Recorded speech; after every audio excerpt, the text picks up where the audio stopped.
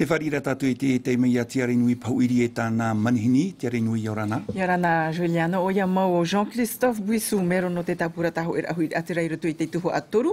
Te manihini hop tatinu TV e whari hau te piti o te Tahoeraa. Jean-Christophe Bouissou, Yorana. Yorana, maruru te whari na mai te po. Maruru mai e pahanor a mai tēnei te taur a manihini, ua mat i te mera taua i tēnei tumu prau, te tawrihe neponei i whaa. I ta ohi ora, nahe roa ai te Tahoeraa Huiraatira, hau atu i te mhata watini reo. Mera heitera. Nene prau ai ti hope e te mau tino o te tāmei i roto i Tahoeraa mātāmoa, i roto i tā mātohi ora. Te vene atua, tō mātou mau whia maiti, tā mātou e mātoro mai tei. Tau e ani haha nei ratou e ia tapapa mai te piti o te Tahoeraa o tā tātou maiti rā. Tāno atu i te parau no te tito ura, te toe o te Huiraatira no te mau ere atua, tāno atu i roto i te ere no whaa. Maiti hoa roto i te piti o te Tahoeraa. Te vene atua te i mau pupu o te taati mai e shoi mātou i roto i te piti o te Tahoeraa. Tā mātou e te aturi nei e maraat i numera in e tue whaito mai te tei. E ha te whiwhia no te poror ai te poretita autonomi i roto i te oire, te mauroa, te niuhia i te tāwini Huiraatira. Paramau, te roto mātou i te tei oire o te tawanahia te peretene o te whenua.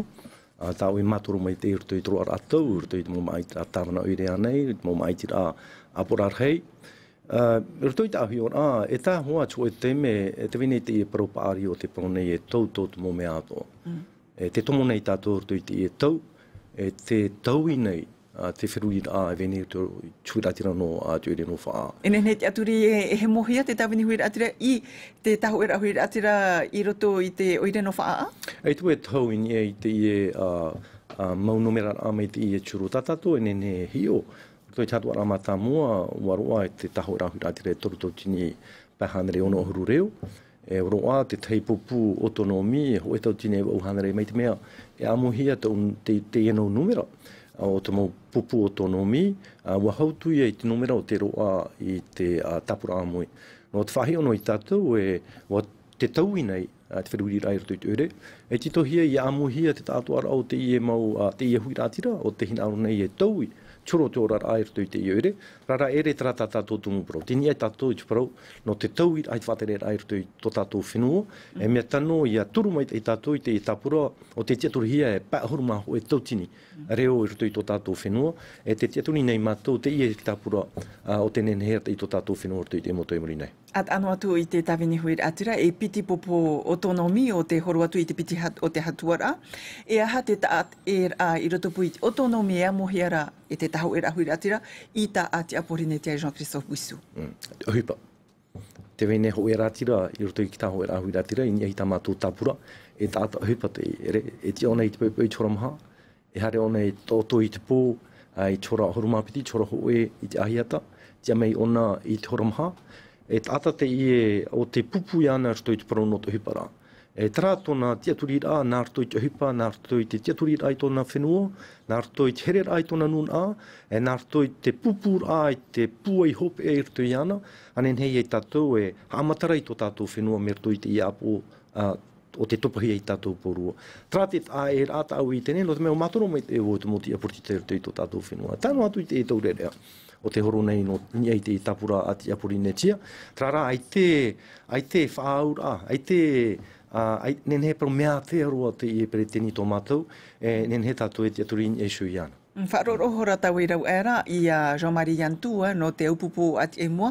Te whaahapara, te mo te aporiti tei whiwhi ei te ohipa i tēne mhanea, te au e pahonora. Me ohi e whaahapa noa te mo te aporiti tei. Whaahapa i niai te whaatere rai vei nei te e mhana, rea nei. Rara e hio tātou i tātou, e whaatarihia i tō tātou whenua e Gaston Flows, ua mara tō tātou whenua. No atu i te wenei te hemoto pupu ai trau hei. Te i mahana o tau i te tau. I te tātou e nene he parau e whaatarihia i tō tātou whenua mei te mātāmuara. Trara, te wenei te i e puta o te i papahia, te wenei te i mō tāpura hipa i roto.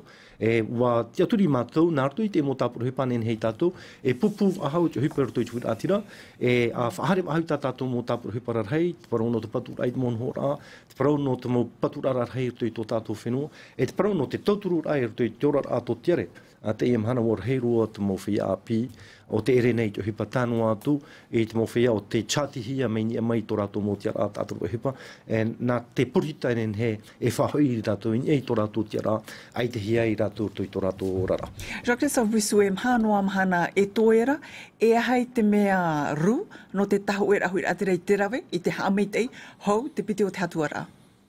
Nen he parau tirto mātou i te mō tuptura e te mō pōatua, i oti te i e whare i rāno tātou, te venei te te tuptura na mātou i whaa.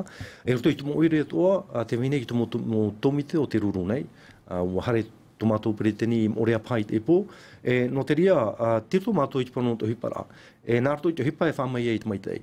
Te te aturi nei mātou, mei te mea nari anō hoa, mei te rohia nā mua a te hatuara amata mua, mei te mea e hare roa tātou i chōpea, i trate me toturu mai te atui tatu.